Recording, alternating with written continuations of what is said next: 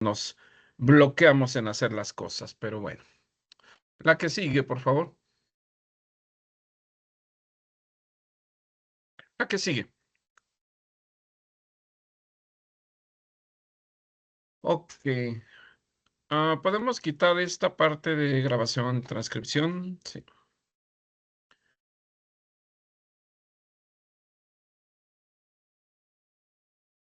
Sí, o yo lo puedo quitar. Ah, sí, yo lo puedo quitar. Ok, bueno, solamente vamos a recordar un poquito sobre qué es la inmunidad. Recuerden que hay una inmunidad activa y una inmunidad pasiva. La activa, pues es la natural, es cuando yo me enfermo, padezco la enfermedad y después de eso mi cuerpo produce anticuerpos. Esto, bueno, tiene que pasar con todas las situaciones de cierta enfermedad. Pensemos en la varicela, que puede dejar lesiones, puede haber complicaciones, etcétera. Y la otra, que es la que vamos a hablar, la artificial, es la aplicación de vacunas. Es la inducida por vacunas. Se toman algunos fragmentos o los virus o las bacterias vivas, muertas, o algunos fragmentos. Y vamos a provocar una reacción en el cuerpo para que produzca los anticuerpos él mismo. Y la inmunidad pasiva, lo que la mamá le transfiere al bebé durante el embarazo a través de la lactancia materna, que es por eso es algo de lo que nos compete mucho, nos importa mucho, es que vamos a apoyar su sistema inmunológico a través de esta inmunidad que va a pasar a través de la leche materna. Y la artificial, bueno, la inducida por inmunoglobulinas o antitoxinas. La que sigue, por favor. Entonces, una vacuna es un producto biológico utilizado para conseguir una inmunización activa en forma artificial. Seguramente ustedes han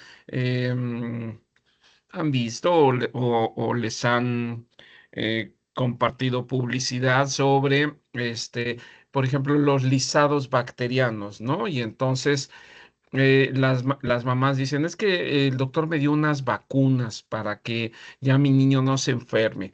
Los lisados bacterianos no son vacunas, son estimulantes, por decirlo así, del sistema inmunológico, pero no van a producir una inmunización.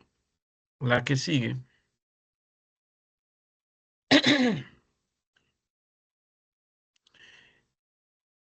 A través del tiempo ha habido diferentes médicos que se han involucrado en la producción de vacunas. Algunas han sido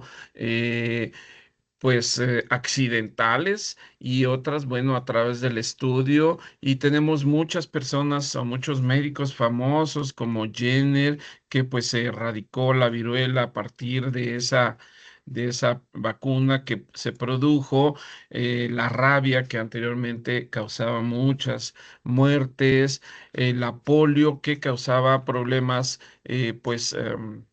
en las extremidades, y esto provocaba limitaciones físicas, la tuberculosis, la tetanostosferina, que igualmente causaban mucha mortalidad, sobre todo neonatal. El tétanos neonatal anteriormente era mucho más frecuente. A mí todavía me llegó a tocar uno que otro paciente neonato con tétanos, ¿no? Ustedes seguramente pues ya no lo van a ver, pero siempre dijo a este doctor, que es Maurice Hillman, que eh, estuvo involucrado y descubrió muchas más vacunas que todos los demás juntos, ¿no?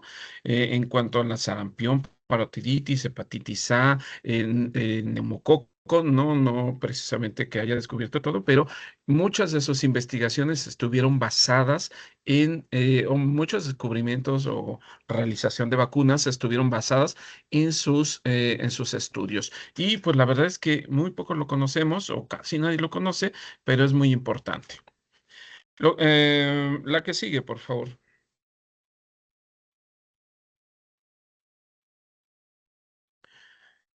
A nivel mundial, hay una gran preocupación por la vacunación de los niños, sobre todo porque se ha visto una mortalidad muy importante causada por enfermedades que pueden ser prevenibles por las infecciones. Y se considera que puede haber 13 millones de muertes por año. Estos, muchos son niños pequeños que son de causa infecciosa y que pudieron haberse prevenido.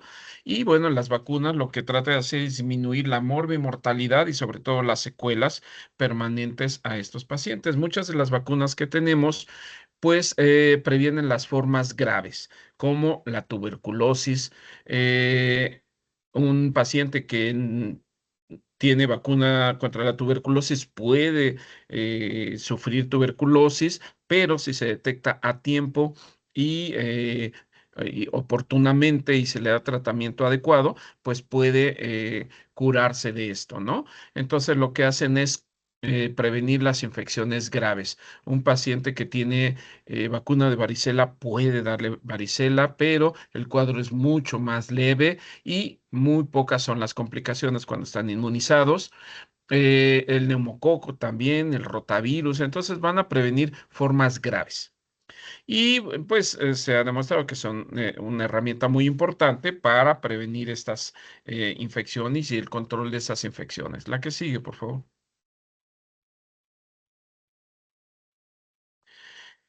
Eh, Se considera que hay una gran prevención de mortalidad a nivel mundial y la tasa de cobertura, aunque hay lugares donde solamente se considera una, dos vacunas de DPT, de otro tipo de vacunas, pero en general se considera que hay una cobertura del 86%.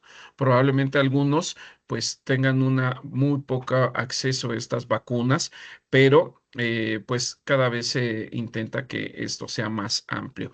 En el 2024, el 89% de los lactantes de todo el mundo, que son aproximadamente 115 millones, recibieron al menos una dosis de DPT. ¿Sí?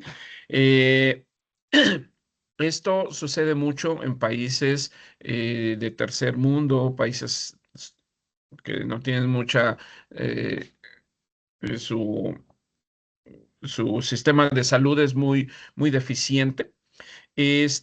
Pero pues cada vez se trata de hacer una, eh, una difusión más general. La que sigue, por favor.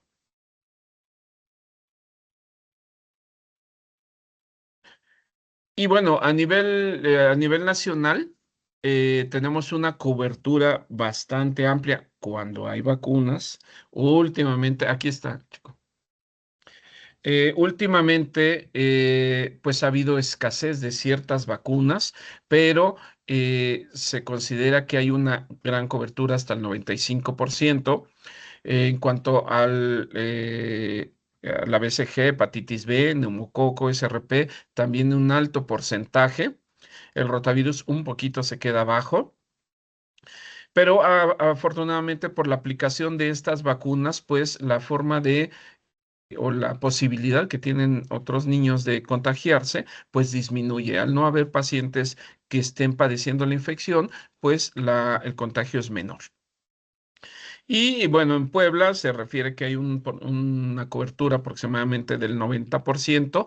No están todas las vacunas, pero hay una cobertura bastante amplia, pero siempre hay sectores que se quedan sin esta aplicación, ¿no? No sé si alguien anduvo aquí por la facultad hace un rato, al mediodía, hubo una campaña pues creo que por parte de la Fleming de vacunación de COVID e influenza, ¿no? Y cuando avisaron, pues habían como 4 o 6 personas, pero después era un mundo de personas, había una cola inmensa y no se pudieron vacunar todas. Como eso de la 1 de la tarde o antes, ya se habían acabado, ¿no? Entonces, a veces no están contemplados el número de pacientes que podemos vacunar. La que sigue, por favor.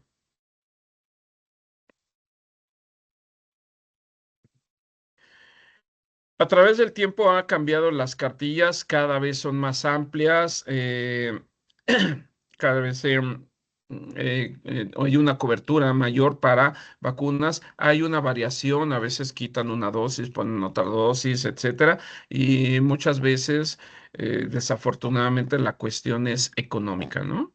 Es más caro poner 4 dosis que 3 dosis, es más caro poner 3 dosis que 2 dosis y por eso se van haciendo algunas modificaciones. Sin embargo, nuestra cartilla de vacunación es muy buena, es mucho mejor de muchos países de Latinoamérica, es prácticamente la mejor.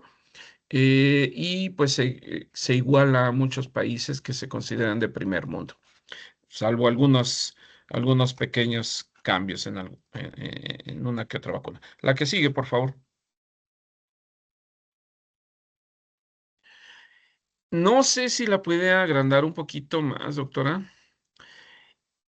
Este es el esquema nacional de vacunación que se considera para el 2025. Si se dan cuenta, bueno, tenemos las que ya teníamos anteriores, solamente vamos a cambiar en cuanto a el SRP, que ya se aplican 2 dosis. Sin embargo, antes, si recuerdan, se aplicaba a los 4 o 6 años, pero aquí se ha modificado, se aplica actualmente a los 18 meses la segunda dosis porque hubo muchos casos de sarampión, ¿no? Si recuerdan, hubo algunos brotes de sarampión. Aquí, pues, hubo brotes, no llegaron muy fuerte a Puebla, pero en la Ciudad de México hubo bastantes casos de sarampión. Y entonces por eso se hizo la modificación. Y la otra que si le puedes subir un poquito, no recuerdo si ya viene aquí. Un poquito. Ajá, ok. Aquí nos marca COVID a partir de los 5 años. Sin embargo, más adelante vamos a ver una modificación que se hizo. Ok, la que sigue, por favor.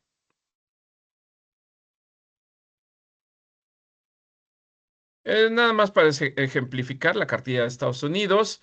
eh, Aquí les estoy señalando que ellos sí aplican 4 dosis de neumococo, que es lo ideal, que es lo que se recomienda por parte del fabricante o del laboratorio. Y bueno, también tiene alguna cuestión ahí media económica, pero el porcentaje de protección aumenta con 3 o con 2 dosis.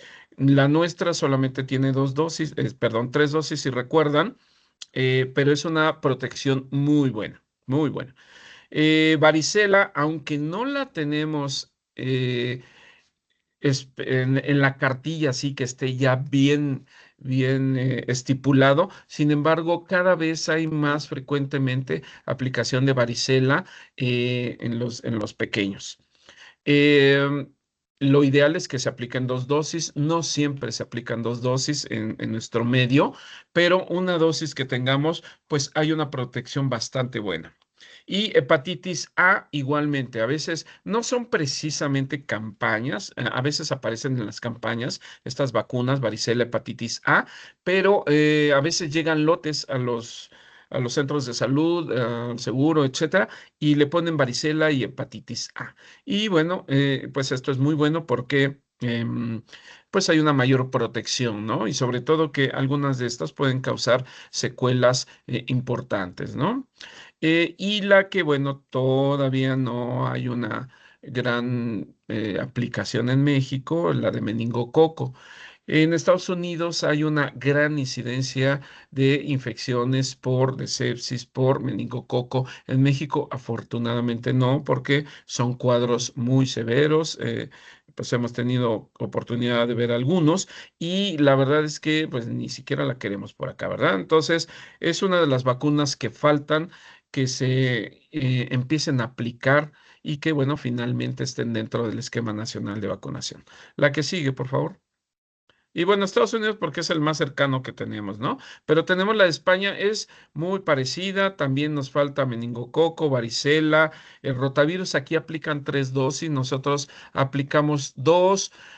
Ahorita vamos a ver cuáles son las diferencias. Em, Lo ideal sería que fueran 3 dosis, porque es una vacuna diferente, pero bueno, el que tengamos 2 dosis y es el serotipo más frecuente, pues es bastante bueno. La que sigue, por favor.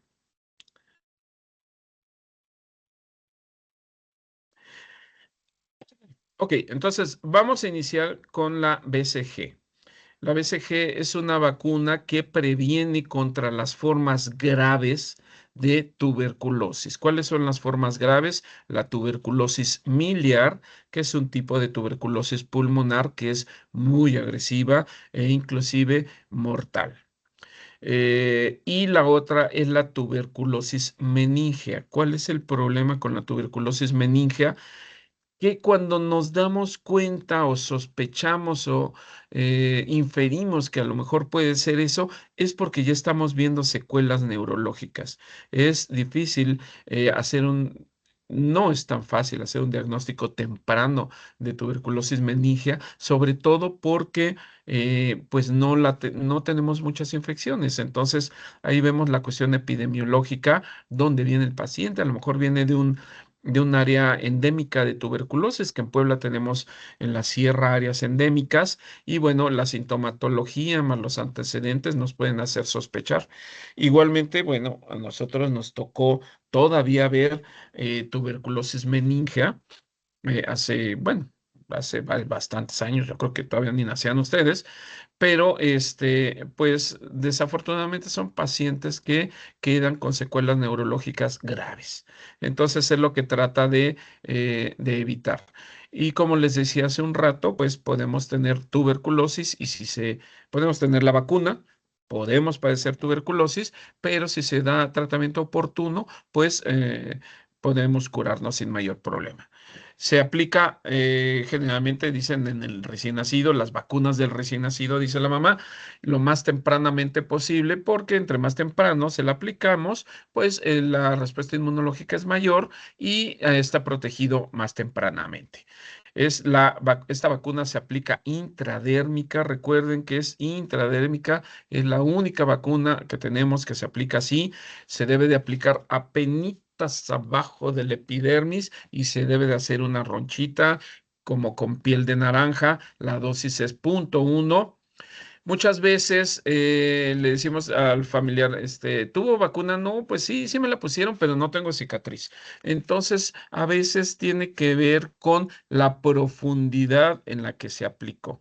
Si aplicamos la vacuna más profunda, entonces la reacción que vamos a ver, que si recuerdan primero se hace una pústula, una pápula, luego una vesícula, una pústula, luego se rompe, queda es, eh, una, una úlcera y después una cicatriz.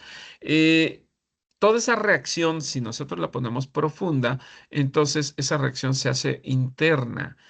No quiere decir que porque la vacuna se aplicó más profunda no vaya a estar inmunizado. Sí puede estar inmunizado y sobre todo lo vemos porque cuando al paciente le hacemos un PPD es muy reactivo. Se aplica en la zona del deltoides y bueno, esto es importante para pediatría, menos de 2 kilos no se debe de aplicar, hay que esperar a que el paciente suba de peso porque su respuesta inmunológica no va a ser adecuada. No debe de aplicarse si hay fiebre, si hay desnutrición, por igualmente el riesgo de que pueda desarrollar complicaciones es mayor y cuando el paciente tiene SIDA o VIH no se debe de aplicar. La que sigue es una dosis única, se puede aplicar hasta en adultos. Ok, la hepatitis B, anteriormente, si recuerdan, se ponía, estaba separada del esquema nacional de vacunación. Ahora se pone una dosis inicial al nacimiento. La Secretaría de Salud menciona hasta 7 días después de que nazca. Después de eso ya no se debe de aplicar y se modifica con el esquema nacional normal, ya se deja en la hexavalente. Anteriormente, como les mencioné, se ponía 2 meses, 6 meses, pero ahora ya no va incluida dentro de la hexavalente. ¿Qué es lo que nos ayuda esta? Bueno, pues nos ahorramos algunos. Ay, perdón, no estoy aquí. Muy bien. Nos ahorra algunos piquetes, ¿no? Entonces, si le dicen al papá, nos vamos a ahorrar 3 piquetes, pues los papás están muy felices. ¿Ok? Es de punto 5, se aplica generalmente en el muslo, es intramuscular y bueno, puede haber contraindicaciones si hay hipersensibilidad, es poco frecuente, si el paciente está en un estado de inmunodepresión o hay fiebre, ¿no? Esa vacuna que está, esa foto, quién sabe qué es ahí, no debe de estar ahí. La que sigue, por favor. Y esta es la que tenemos anteriormente, recuerden que era la pentavalente, ya tiene muchos años que es hexavalente. ¿Y cuáles son las infecciones o las enfermedades que va a prevenir? Difteria, tosferina, tétanos, enfermedades causadas por hemófilos influenza, polio y hepatitis B. Se aplica a los 2, 4, 6 y 18 meses. Es intramuscular también y bueno, las contraindicaciones de todo, ¿no? Si está enfermo, no se debe de aplicar, si hay fiebre, tampoco, no porque le vaya a hacer daño, sino porque si tiene fiebre puede estar cursando con un proceso infeccioso y tenemos que tener el mejor estado inmunológico para que la reacción de la vacuna, la respuesta inmunológica sea adecuada. Actualmente ya vienen este, mm, en cajas unidosis y bueno, pues se puede, inclusive se pueden adquirir particularmente, ¿no? Hay otra vacuna que no tuvo mucho,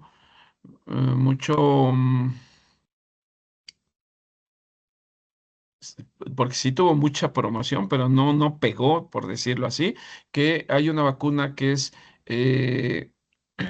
que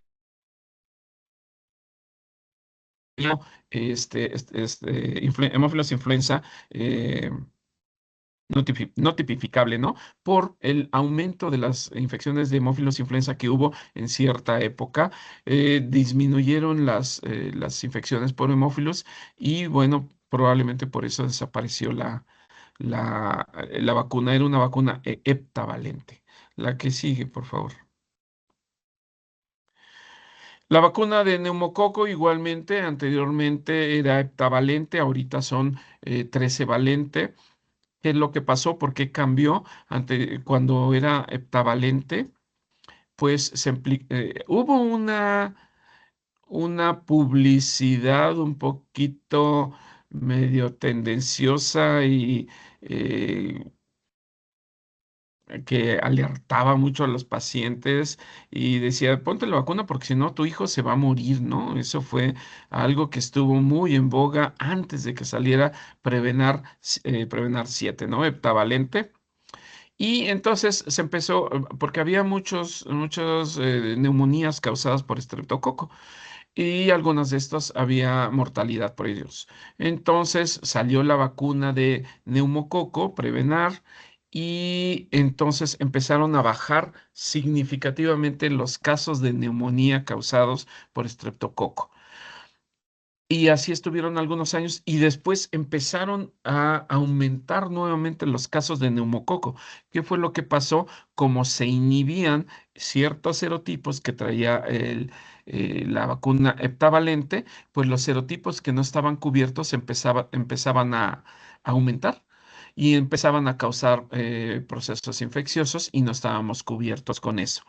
Por eso apareció Prevenar 13, que ya incluía 13 serotipos y pues esto aparentemente va a ser la tendencia que va a predominar otro tipo de serotipos y entonces pues yo creo que no falta mucho para que salga la Prevenar 20, que va a tener 20 serotipos, ¿no? Y vamos a cubrir los otros serotipos que no estaban cubiertos con la 13 porque empiezan a proliferar.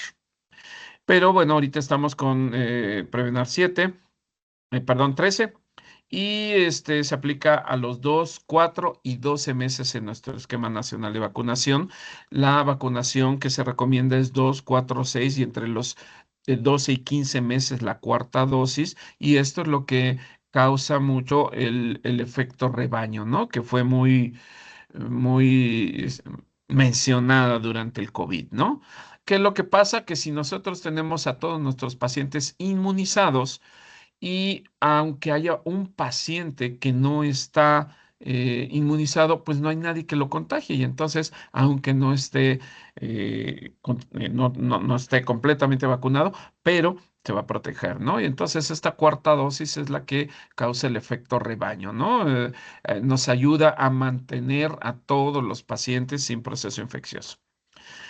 Igual la dosis es de 0,5 mililitros, es intramuscular en el muslo, principalmente cuando el niño ya camina, se puede optar ponerlo en el brazo porque esta vacuna sí causa un poquito de dolor. eh, y bueno, a veces el niño cuando empieza a caminar, luego ya no quiere caminar, ¿no? Y entonces, oiga, doctor, es que ya no quiere caminar el niño y después de la vacuna. Entonces se pasa 5 o 6 días que no quiere caminar y pues a veces se puede optar por el brazo, ¿no? Y bueno, las contraindicaciones igual fiebre, que hayamos tenido una reacción a la vacuna anteriormente. La que sigue, por favor. Creo que voy muy rápido. Permítame un segundito, voy a tomar un poquito de agua para hacer tiempo.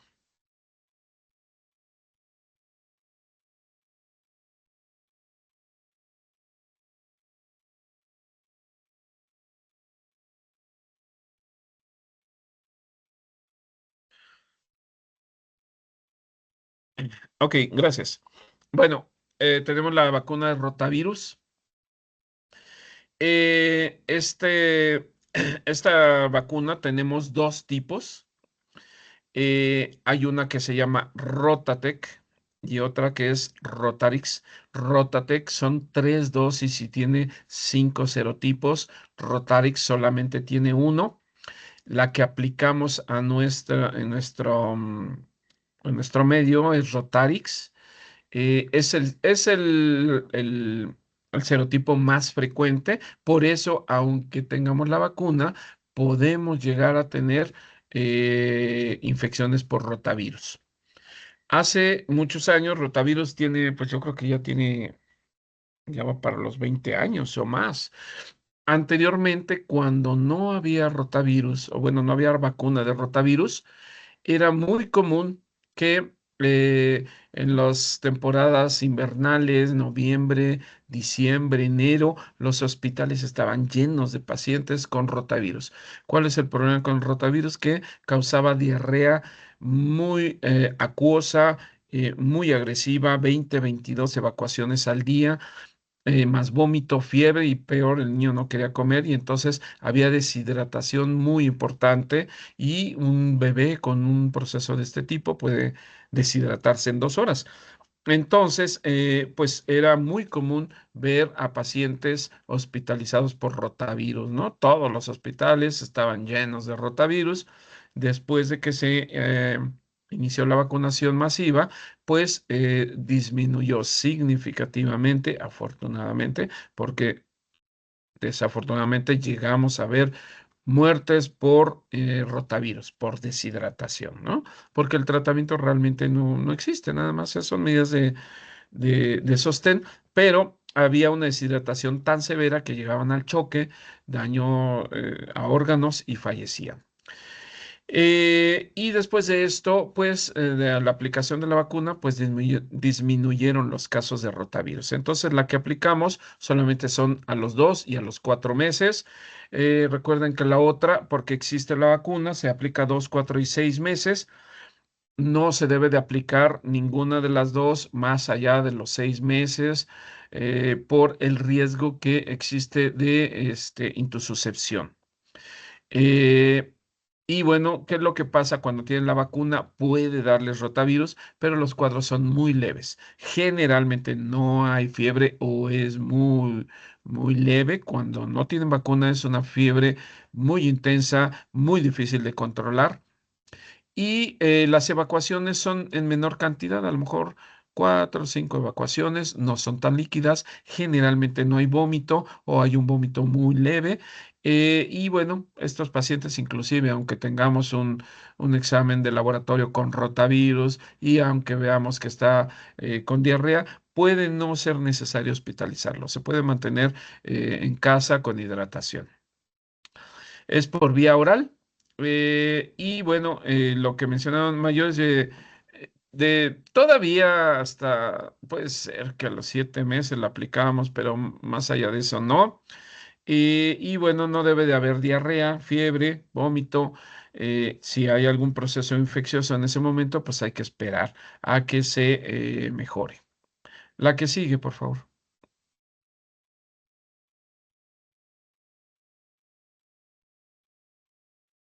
Ok, la triple viral.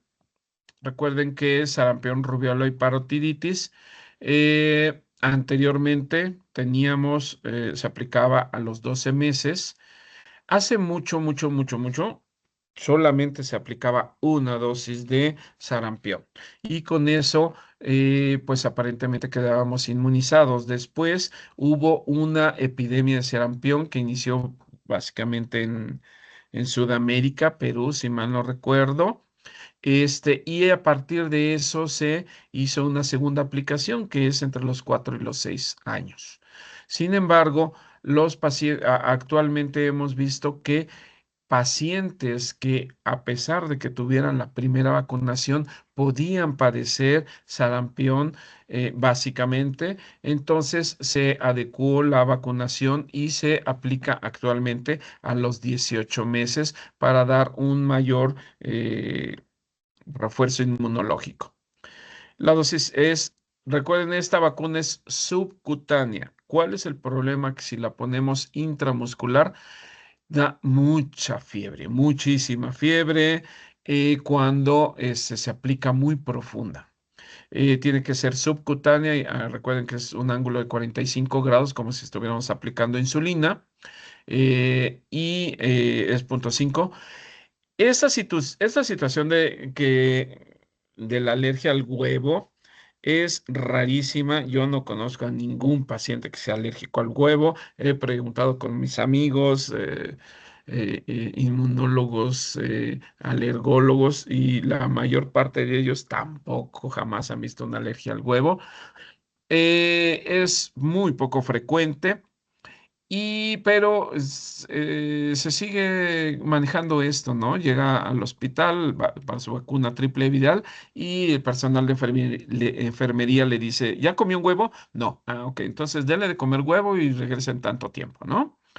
Eh, Realmente no es así, ¿no? Aunque no haya comido huevos, se puede aplicar porque de hecho vacunas como influenza también tiene un proceso dentro de embriones de pollo y entonces deberíamos de decir lo mismo y realmente no lo hacemos.